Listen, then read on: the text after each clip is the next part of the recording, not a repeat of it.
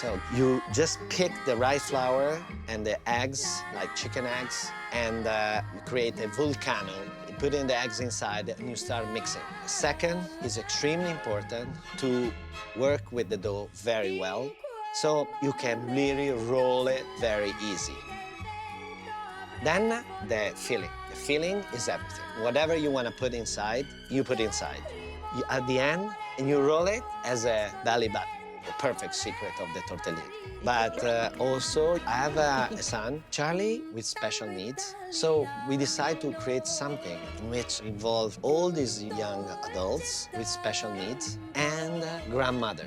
And now we have a little shop, and they make tortellini that we sell, and we are always sold out. Who wants some tortellini? First waffles. Oh, thanks, Charlie.